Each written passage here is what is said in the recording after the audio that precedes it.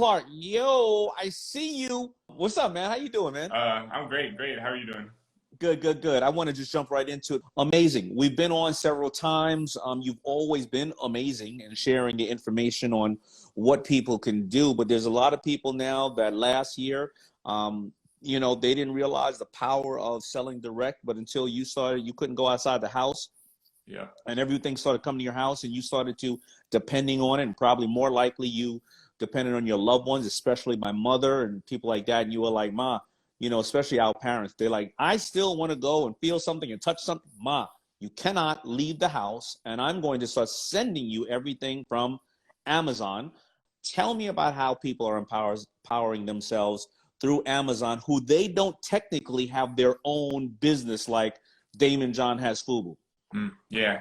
Yes. I mean, the way we've been teaching people from the beginning is you got to own your own brand. Hands down, we don't recommend people do drop shipping, wholesaling, any of that kind of stuff. The beauty is that once you figure out how to own your own brand, which we're going to talk about on the webinar we have coming up, once you figure out how to own your own brand, Amazon, in our opinion, is the best place to get started. Because, I mean, they've got all the warehouses, they've got all the customer service and fraud prevention and everything else. And so once you have your brand and you learn how to rank for keywords and sell a good product, you can make money on Amazon. It's literally that simple, just a laptop from anywhere in the world. But that can sound so, in the word brand, right? So let's say your own product or your brand or your own label. That can sound like it's such a big undertaking. What do you mean? What's I own my own brand? I watch Shark Tank and people tell them all the time, you're a cockroach with a name on it. You don't have a brand. So what we're talking about it, and you know who says that, right? We're talking about how much is the, like the lowest end you feel you can start with on Amazon, owning your own labeled product. It may turn into a brand, God willing.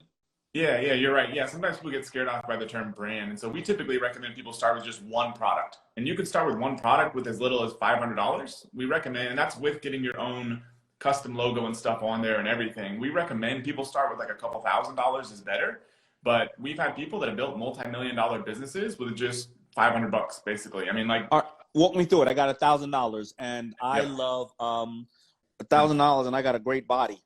And everybody's been looking at and this ain't the truth. Everybody's been looking at my great body. So how do I start my own brand? Because I want to share with them a great protein that I think is great for them. Yeah, so that's perfect. So that's usually the first step, is to figure out, what are some of your general interests? You may be interested in fitness. Some people may be interested in cooking. They may have just had a baby, so that's top of mind.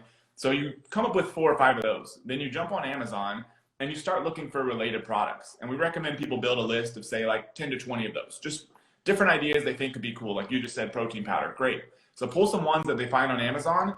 Then we have a pretty detailed process for doing this, but the general idea is you're looking for products that are selling well, but have relatively low competition. And Amazon gives you a lot of this data. You know if it has low competition based on the number of reviews. Because if you come out there with a similar product and you're competing against a bunch of people that have 5,000 reviews, it's going to be hard. So you want to look for products that have less reviews. Now, Amazon tells you how well products are selling because they have something called the best sellers rank. And so when you look at that, it's basically the number one product in the category all the way to hundreds of thousands. And so we typically recommend people stick below 5 or 10,000 because that means the product's actually selling well. So you're finding products you're interested in that are selling well and have low competition, which dramatically increases your chances of success. The winter is finally, going away out here in New York. And every year because I have a good amount of property, I put all those damn solar lights on my, the thing on my walkway because I don't want to pay to get this whole thing done. And those plows always ruin the lights, or I roll over the lights because it's covered by snow. And every time I go on Amazon, I see the same different type of sets of lights, all by different people. Yeah. Is this what's happening? You're taking it, maybe you're labeling it yourself, or not even labeling it. You're buying it, and you're realizing where you can put it. So a guy like me who's going to buy another 300 of those things every year is going to find you and buy them. Yeah, so it's kind of combining how people have done business for a long time with good data. And so you may find that, hey, I don't really like these solar lights that much because there's some problem. Maybe they don't work that well, or they're not big enough, or they're not the right color. And so you would go and see, are there, reasonable number of reviews? Are they selling pretty well? And then you start reading the reviews that are there, and you're like, okay, people like this, people don't like this. So it's not just my opinion. So you're getting good data, but you're doing the same stuff people have done for years, like you in your earlier businesses. You see a need, and so you start going out there and trying to fulfill it. But in this case, because you're using Amazon for data, you don't have to guess. I mean, they literally tell you whether the thing is even selling well at all to begin with, and if there's a crazy amount of competition, and you have thousands of reviews you can look through. So it's not just your kind of guesses or perspective on the product. You can read what everyone else says, and you can build the perfect product for them, relatively low cost, and then go out there, and that can be the starting point of your brand with just one product. And you start adding products around there, and then you have a whole brand of potentially outdoor products for your home or your ranch. And have you seen people get to the point where they're doing millions of dollars of business? Yeah, we've had some people that have, built their businesses to millions of dollars. We got one couple in particular from Indiana. They built a business within a few years. They sold it for a couple $1,000,000. They built another one, same system, a couple more years, sold it for, I think, $4 million. And now they're on their third business, which they're building bigger than ever. And we've had tons of people like that. And who do they generally sell it to? They'll basically be in a similar category, and then they'll see somebody will have a catalog of all those type of products and say, we want to add that to our portfolio. Is that the traditional way? It's kind of shifted over time. If you went back maybe 5 years, it was, somebody that maybe had a good career, they saved up some millions of dollars, and they wanted to kind of get into the entrepreneurial game, but they didn't want to start from scratch. So they would buy these kind of businesses. Now, there's still a lot of that going on, but now there's these massive companies like Thrasio that I think they say is, one of the fastest companies to $1 billion valuation. All they do is buy these brands. So they buy these brands, they add them to their portfolio, they probably trim costs, increase prices, get efficiencies. So they're buying these brands all day long. We just had one of our members that just sold one to them a month or two ago. How much has the Amazon increased this year in sales over last year due to COVID?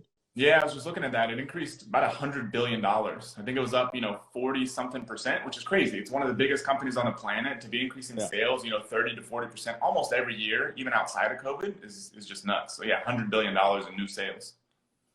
$100 billion. And you said, I got one other question. I don't want to keep you too long. I know when we ship into, and I guess they have distribution centers all over the world, because if you would have a product now, you want to ship it into Canada, it just is massively a large amount of money. But if somebody was in Europe and they wanted to buy that same product from you, how does that work out on Amazon? So we typically recommend, almost no matter where you're at in the world, I'm sure you have a very international audience here, almost no matter where you're at in the world, we recommend people start with the US just because it's the biggest platform. It's kind of got everything figured out. It's all the customers are there. But then the next biggest platforms are UK, Germany. So then you can start basically, and it's real easy now to set up your Seller Central account to expand from US to UK, for example. And then you can basically just have inventory stored over there. And then it'll ship out, same kind of prime shipping for everybody. So yeah, we recommend starting in the US, and you can kind of slowly start expanding over there, which makes international expansion a heck of a lot easier than kind of figuring out all the fulfillment stuff on your own.